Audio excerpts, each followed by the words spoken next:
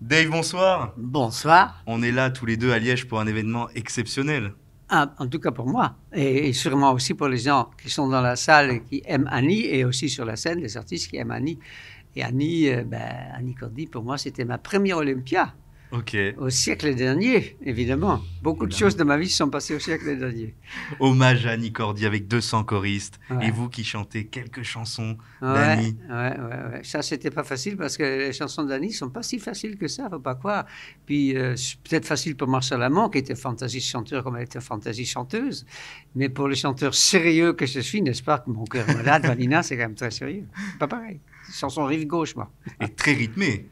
Et rythmé, cigarette, je répète là, parce que Ah oui. je chante tout à l'heure, dans très peu de temps.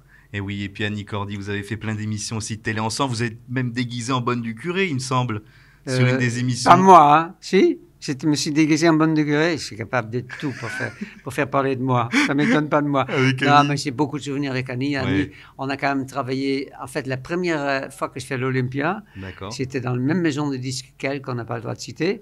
Et elle venait de faire donc La Bonne du Curé.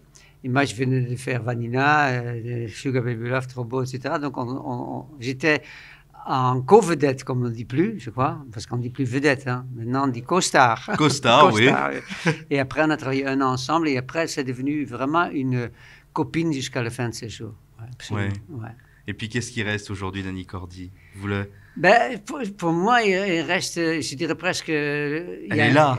Elle est encore présente, tous les petits la connaissent. C'est bien que vous dites ça, cher monsieur, parce qu'il y a une expression en français que je n'aime pas beaucoup, c'est que quand on dit qu'il y a quelqu'un qui est mort, qu'il a disparu.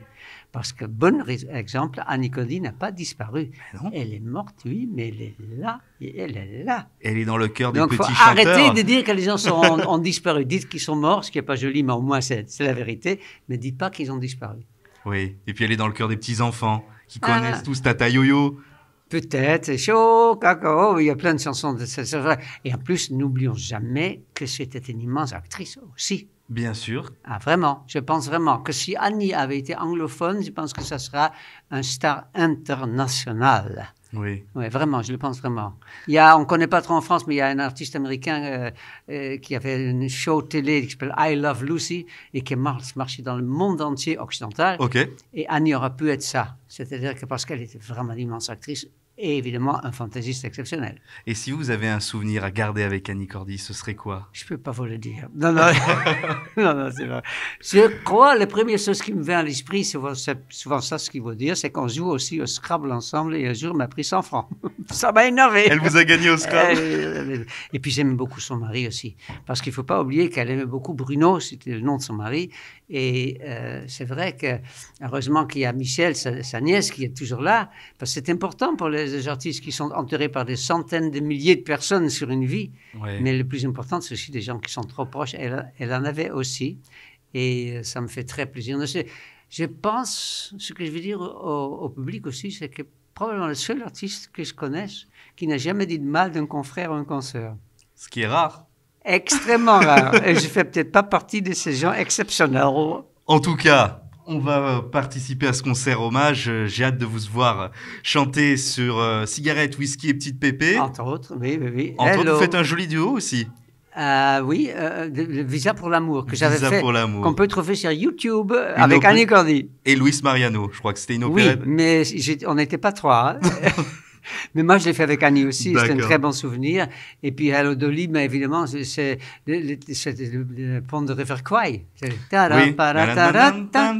Et en hollandais, c'est une chanson estudiantine, si c'est du français.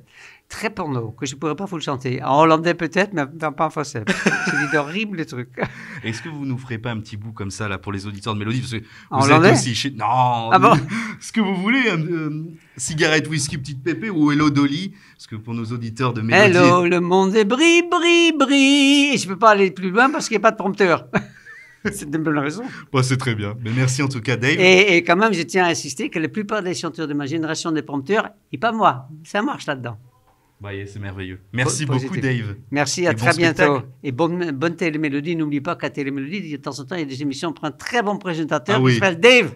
Magnifique. Et qui ne parle pas beaucoup de lui-même. Très rare. Je vous embrasse tous et toutes et à très bientôt.